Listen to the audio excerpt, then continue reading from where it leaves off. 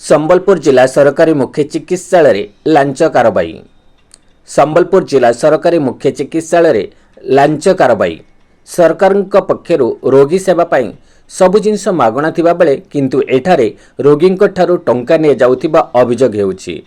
मोतियाबिंदु अस्त्रोपचार पाई जन व्यक्ति जाउथिबा बेले तांको बाहरु लेंस मगाई लगाइबाकू पड़िबो बोली कई 5000 टंका मगा जाइथिबा अभियोग हेउछि।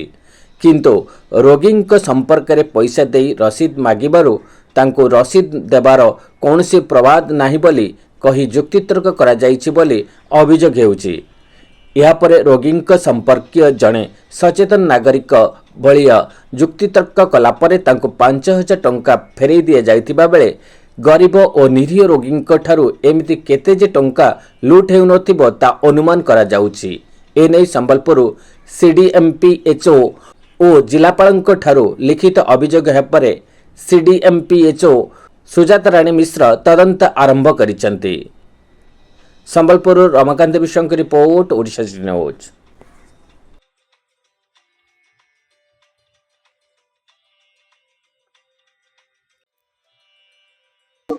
आज्ञा मो ना सुदीप्त कुमार पंडा। कौन होइतिला आपन गोटे आई डिपार्टमेंट को जेतले आपन जन संपर्कंकर कैटेक्ट ऑपरेशन रे पैसा मगा हला कोन एक्चुअली केबे जाइतिले घटना कोन थिले? मु आज्ञा 14 तारिख ई लास्ट शुक्रवार दिन जाइतिली।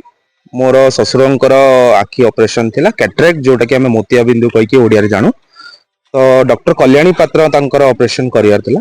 ऑपरेशन पूर्वरु जेतेबेले मोर ससुरं को ऑपरेशन थिएटर निया हला तांकर गोटे अछंती एसोसिएट सडंगी कहिकरी सी आमको कहले आपणकर गवर्नमेंट लेंस लागिबनी आपनको 5000 टका देबाको पड़ियो जोटा प्राइवेट लेंस आपणकर यूज हबो। मु कहली ठीक अछि आपन 5000 तांको दे दिया हला कैश दे दिया हला।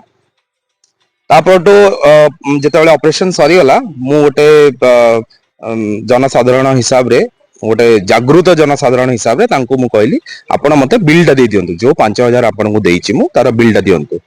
तो सेइटू से माने टिके हुचकुच हेई कि मते कहले कि नाही हमर गवर्नमेंट हॉस्पिटल रे किछि बिल दिया होइनी। आ जने नर्स मैडम भी थिले से भी जिनस आसी मते कहले मु जमारो मानली नाही। मु कहली संविधान मते अधिकार देइछि जदि मु को जगह रे 5000 टका कि 10000 टका कि जहां भी मु खर्च दउची गोटे शुल्क दउची मते तार प्रमाण दरकार। आपण केते टका खर्च करचंदी आपण किनिचंदी ना नाही आपण से लेंस किनिचंदी न किनिचंदी केते टंकार से लेंस मु तो जाननी ना। तो मते से जो मनी रिसिप्ट मिलियो कि बिल मिलले सेइतरु मु जानि परिबी। आउ ता द्वारा मु मो ऑफिस रे थिबा जो इंश्योरेंस मु करिछि मेडिकल इंश्योरेंस साथरे मु क्लेम करि परिबी। मोर दाबी एटा थिला।